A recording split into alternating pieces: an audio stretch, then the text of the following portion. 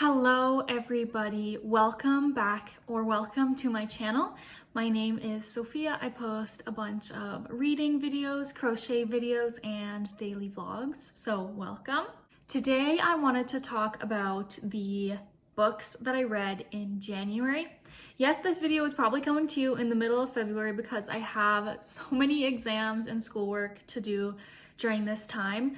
But I thought I would put it out there anyways. Few disclaimers. Number one, I have a new location because this is my kitchen and I'm home alone, so no one is here for me to bother them by talking. But I just thought that this was such a beautiful and wintry location for our video today and something different. Also, number two, I am nearly blind, so I have to wear glasses, and I understand that the light that I have is making insane reflections, but I've tried so many different types of lights that I can do. Okay, scratch that. Apparently I didn't try all the different lights that I can do because I turned on something called the overhead light, which always skips my mind. So you only have to deal with the reflection in the intro, but we don't have a reflection anymore, and I don't think that I'm too backlit.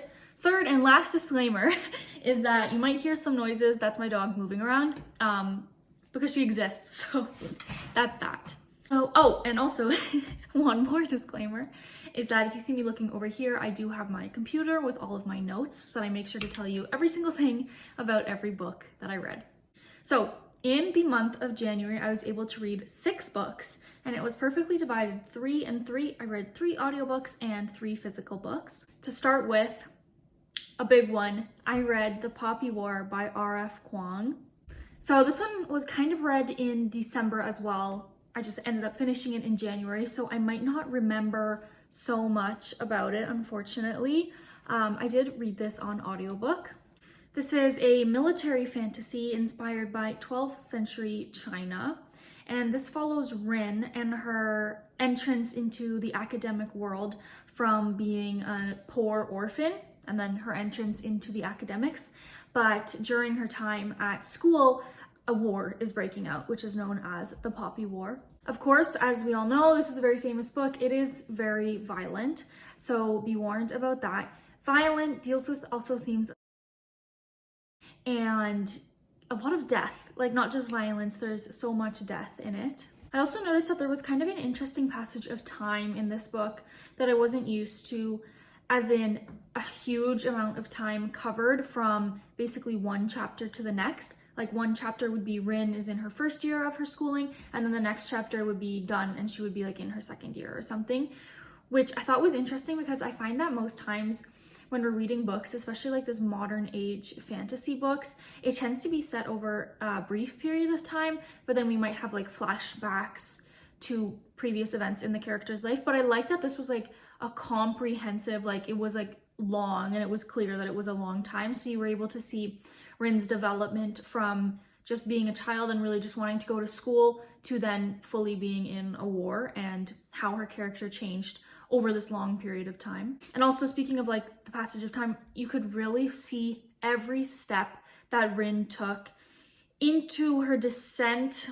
And I don't want to say villainy because I don't believe that she's a villain. Like that seems like such a harsh word, but she definitely makes choices that are wrong, but you can see her rationale and why she thinks that this is a good choice for her to make. Sometimes they are very violent, and she's like there's two sides of the war, obviously, and they're incredibly like villainizing or like demonizing each other, so they don't see each other as people. But Ren suffers that as well, and she kind of, I don't want to give anything away, but it's like she's doing stuff that if the other side did to her, she would think it was horrible, but she can do the other stuff to them. But it was really, really, really well written, and you could really see and sort of sympathize with her, and you can kind of understand like, oh, if I was put in this horrible situation, I might make those same decisions myself.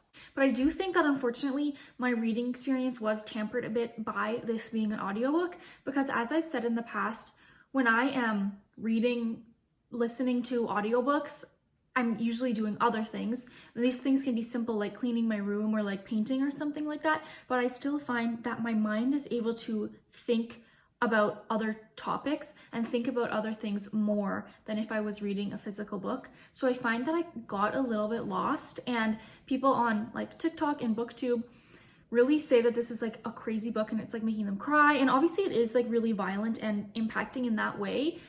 Books, it's hard for a book to like really impact me just because I consume so much content. But also I feel like because it was an audiobook, I wasn't so focused in it and I wasn't able to like really get into the characters, if that makes sense. So I felt like if I read it physically, it would have had a bigger impact on me. So keep that in mind if you still haven't read The Poppy War.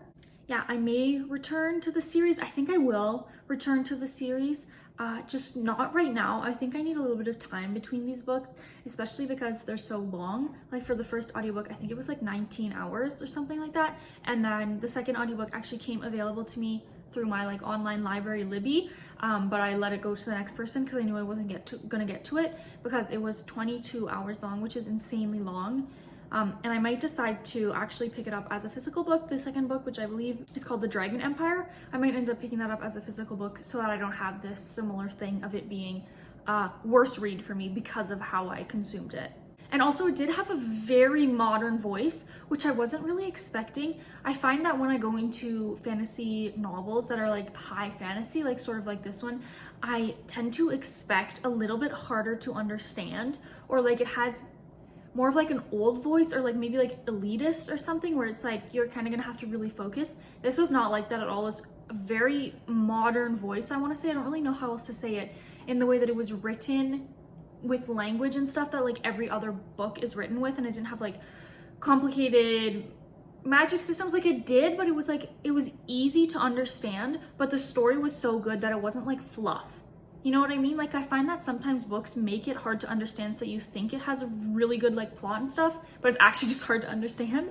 But this was not like that. This was really good, but it had a modern voice, so definitely don't be intimidated by the length because the language is so easy to approach that I don't think anyone who has, you know, I don't think that this is going to be hard for people to understand and read if you read books a lot.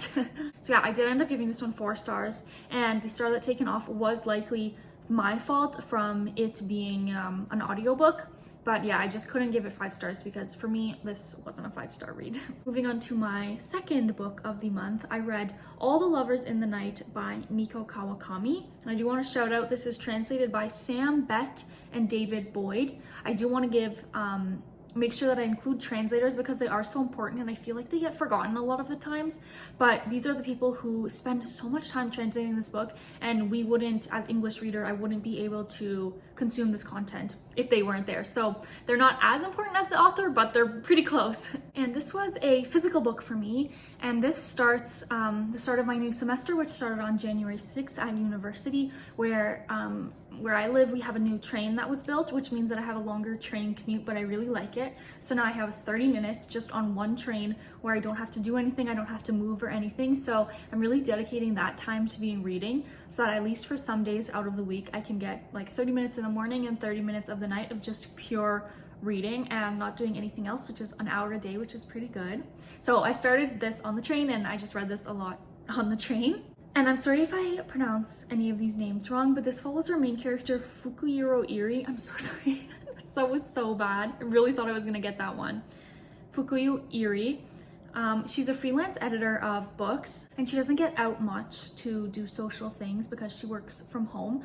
This follows her and her limited friendships and interactions that she has, and also the slow entrance into her relationship, but it's like any type of relationship with a new man that she meets. I really loved the main character, Fukuyu Iri. I'm so sorry.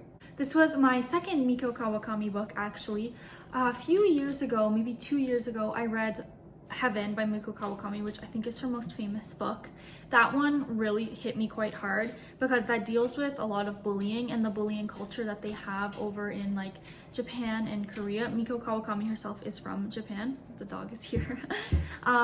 She wants to hear about books too. But that one hit me hard because when I was younger, I did deal with some bullying as well. Like not as much as the characters that were in Heaven, but I did have some like physical bullying as well, like actually like, you know, physical bullying. So yeah, that one kind of hit me hard, and I feel like I had I want to say a worse reading experience again because I really felt it, like I could really relate. And yeah, I dislike the book more because of that connection that I had to my own personal life. It was kind of a harder read for me, so I actually ended up donating that book, which I wish I didn't because I would like to reread that at some point. But yeah, this is not my first Miko Kawakami, and it won't be my last because I definitely want to read more of her other books. She also wrote Breasts and Eggs, I believe, which is really famous.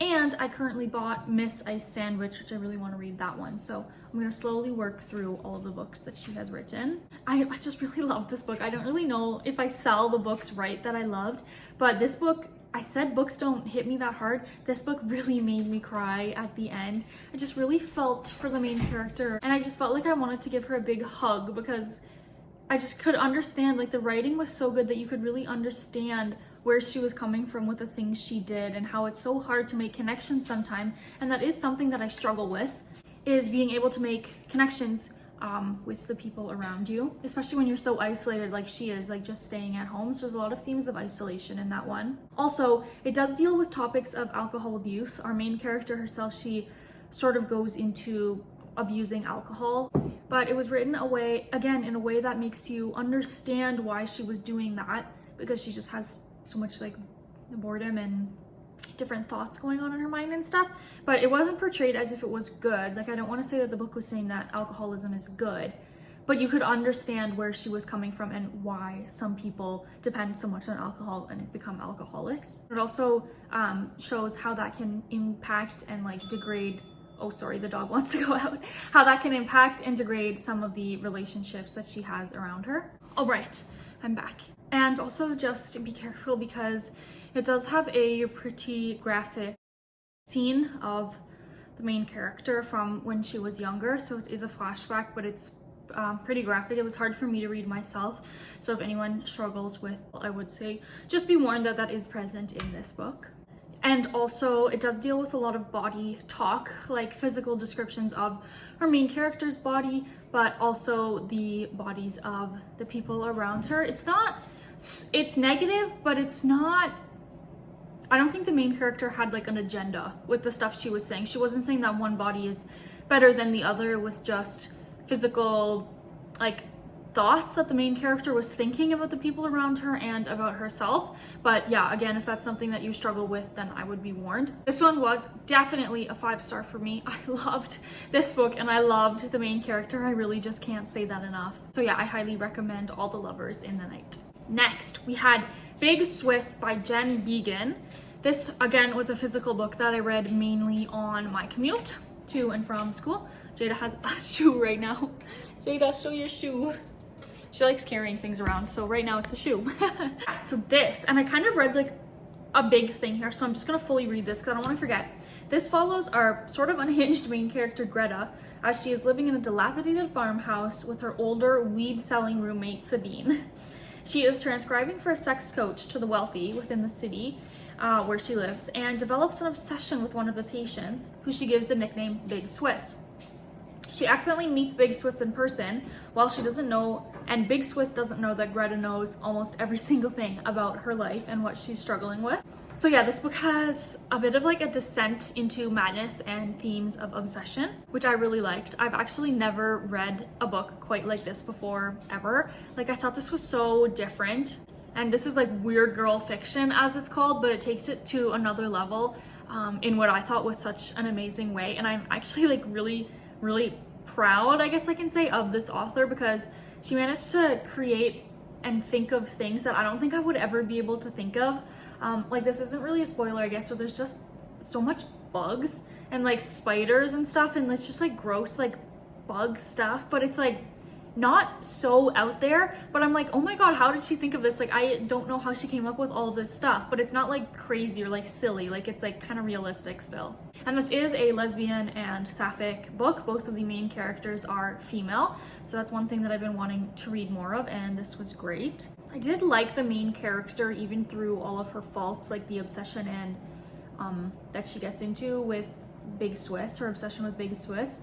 And also I liked that this was, and I don't know how to say this in the correct way, but I do kind of like bad women, like, if that makes sense. Like, I like it when women aren't portrayed as like perfect in novels and stuff like that, in any media really. Like, women can be weird and stuff like that too, you know what I mean? But I don't know if I'm saying this right. And also that it was a bit of like the lesbian sapphic thing, like with her being like gross about Big Swiss, but it's like, do you know what I mean? Like, I don't even know what I'm saying, but it was nice, it was refreshing, and it was a new book, and it was a new points of view that I've never read before. That's, I think, what I'm trying to say.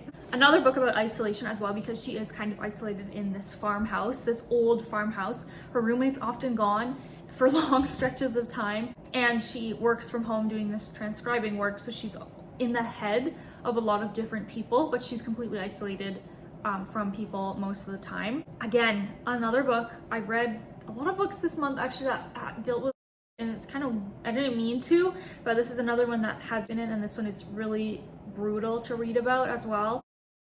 And physical abuse. Almost, yeah, very bad. I just wanted to say that, not trying to give any spoilers. It's not really a spoiler, but I did just want to mention that one, to be warned, again, if that's something that you can't read about. I haven't seen it in like the Goodreads, any of the descriptions of it, but it is there, so yeah, be warned. And I did see a Goodreads review that I really related with that said, "This is everything I hoped a Tesla Moshfegh book would be," and I thought that that was a perfect description of it, because yes, it is gross, relatable, also not relatable at all in a way. But it's also not just gross for being the sake of gross, because this is a tangent, but when I read Lapvona by Ottessa Moshfegh, I felt like that was gross to be gross. Like, it was kind of just wanting to give you a shock value. This didn't feel like that to me. Everything kind of had a purpose in the way developing the story and developing our main character and why she is the way that she is. And a lot of the scenes that you may think on the surface are just gross, it actually had a deeper meaning, and it kind of made you like think a little bit about humanity in a way, I guess, but I don't know, maybe I'm getting too deep. So yeah, another 5-star from me, and we're on a roll with these great women-led books this month. Okay, third book. We're almost halfway done. This one's gonna be short and sweet. This was called Party of One: How to Be Your Own Best Life Partner by Megan Keane. Read this on audiobook. It was a pretty short one, so it's easy to get through. It's a self-help if you're looking for something like that. There were some interesting messages in it. And one thing that I mainly took away from it, which I have seen in my own life as well, is that single people in the world, especially maybe it's just here in the West, but kind of alienated a bit, because I personally really want to go to like a resort or something down south, which I know they're unethical, and I'm trying to find better ways, but I just like really wanted sun so much, so I was looking into it. And when you would put 2 people, like a typical couple, it would be maybe, let's say, $2,000. So then when I would put one person, because I want to go alone, first of all, they were so little availability, like so many little people even wanted to take single people, but then also it'd be like $1,500. But I'm like, why is it more expensive for me if I'm going alone? Do you know what I mean? Like, it's so weird. And also they were saying that in the book, like not that specific example, but it was saying that like some places won't rent to you if you're single, and like it'll just be weird stuff like that. And also eating out, like in restaurants, like everything is kind of designed for 2 people or more, but I know that in like Japan and Korea and places like that, they do have places that are designed for single people, like you have like a little booth for yourself. Definitely don't see things like that here, but it is something that I relate to, because I do spend a lot of my time alone, and I don't want to say I'm not lonely, like alone and lonely are 2 different things, but I do spend a lot of my time alone, and I enjoy doing things alone. But I do notice that it's hard to be able to do things alone when society, and this sounds so silly, but is designed for couples, or you know, more than just one person. But yeah, so I didn't take away too much from this book, because I am kind of happy being alone, so I didn't really need these messages, but it was still an interesting read.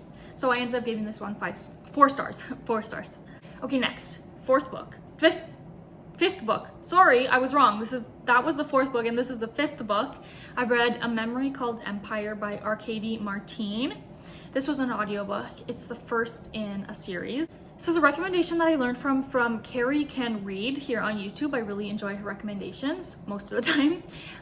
This was a sci-fi book, and it follows an ambassador heading to another planet as she tries to uncover why her predecessor died, why he has stopped responding to the planet that they are on, and at the same time a bit of a war is starting on the planet, so it's these 2 plot lines kind of going at the same time. For this book, I was kind of expecting something else that wasn't this, and it personally didn't hit for me. I felt as though this book was an intro, Like it kind of just felt like it was leading to something and there was an ending to this book, but it somehow didn't feel satisfying. And the connection that I made in my head, and this is an unpopular opinion, but it kind of felt like the first Dune movie. To me, the first Dune movie was a really long intro for the second Dune movie, and the second Dune movie is one of my favorites. It was amazing. So the second book and further on in this series might be a similar thing. Fortunately, I don't think I'll be sticking around to give them a try just because I didn't personally like this one. Also, I just didn't really love the writing style. This was a very, very political book. Like it's all government and political scheming and stuff like that, saying the right thing and making yourself presentable politically and so you don't make enemies and stuff like that. And I know that, you know, that's what you have to do, and it's as an ambassador to another planet. It's like because you're kind of the figurehead for your entire planet and species or whatever. But it's just not what was I looking for. And this is kind of my fault because when I see recommendations from Carrie Can Read, we do have similar tastes. So usually I'll go into it blind. So I did kind of go into this blind, and maybe I would have had a different experience if I had read the actual description. And also they had a really interesting naming system for the characters because this is far in the future, so they're all humans. Well, they're not all humans, but these people that we're talking about are humans, but they had a really cool naming system in their culture where they would have like a number and then they would have like a physical object. So it'd be like 19 seagrass or something. I think that was one of them, but it had to be like something, either it could be like a plant or just something inanimate. So it could be like 7 concrete, something like that. So this was interesting at the beginning, and I saw some Goodreads reviews saying this as well. That kind of got old very quickly because it was really hard to follow. And maybe that's a weird thing to say because it's just like a different culture, and I know that it's a fake culture, but still it was hard to follow because it was just a different naming system that I wasn't used to. And especially in an audiobook, I was kind of like, wait, who are we talking about again? Because some of the names could be so similar where it was like a number and then like a plant, like a very niche plant, but it's just hard for me to remember. I don't know if that makes sense. But yeah, it's just not what I was expecting, what I was going into, and it was just a little bit too political for me. But I did like the world building. Like it felt like a little bit of mix of Dune, Blade Runner, Star Wars mixed together, but women instead of just men. So yeah, it was good. But I ended up giving this one 3 stars because it wasn't my personal taste. Okay, and for my last book of January, going out on a good note, I read The Vegetarian by Han Kang, which was translated by Deborah Smith.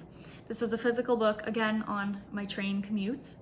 This follows Young Hee, who had a very ordinary life before she has a dream and a series of dreams that cause her to stop eating meat altogether. And I think that's all I'm gonna say about the actual book because I think it is better to go into this one a little bit blind, but I'll tell you my thoughts on it. I did love the characters in this, the female characters, not the male characters. Including Young Hee's sister In Hee.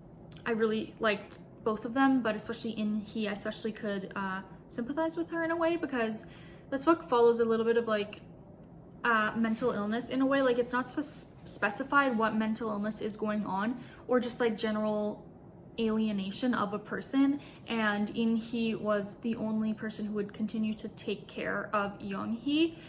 Sorry again if I'm pronouncing these names incorrectly. So she had to take on that burden while being a parent to her child and working, as well of also being a caretaker in a way of her sister and making sure that someone visited her because anyways, I don't want to give anything away, but that was a good portrayal. And also a lot of people say that this is like dark and grotesque. Personally, I don't think it's dark and grotesque. Definitely don't go into this if you're looking for a horror novel because that's not what it is at all. It's scary in a society way, and maybe I say society too much, but it's not like a horror book at all. And I personally wouldn't say that it's dark and grotesque. Maybe I would say that it's very realistically dark and grotesque in a way. Like it's not like, yeah, I don't know. Yeah, more of like a social commentary of how women can be treated sometimes. Nearly all the men in Young Hee's life do not understand her. Her father, her husband, and her brother-in-law, they all take advantage of her or abuse her in some ways. And again, I do have to say content warning for specifically marital. That's the correct word. It's the husband, but it's still pretty graphic, and I really did not like this one. Like it was written well, but it was hard for me to read. So again, this is the 3rd book this month. For some reason, I have no idea why not all of these books had scenes this month, but yeah, content warning for that one. Han Kang definitely deserves the Nobel Prize for her work in literature. This was a really outstanding book in my opinion. Yeah, and I also wouldn't say that this is very plot oriented. It's definitely more character oriented and a really deep dive into these two women and their lives. Yeah, and just what happens when maybe you go untreated or you just don't have people around you that understand you enough, and how things maybe could have been different, but you never know. So 5 stars for me for that one. And this does wrap up my reading review for all of the books that I read in January. So thank you so much for watching. I hope you're able to have some inspiration for this video, and I hope that it wasn't too backlit or anything like that, and we liked this little wintry scene that's going on behind me. But yeah, again, thank you so much for being here, and look on my channel if you're interested in any of the other videos. Thanks.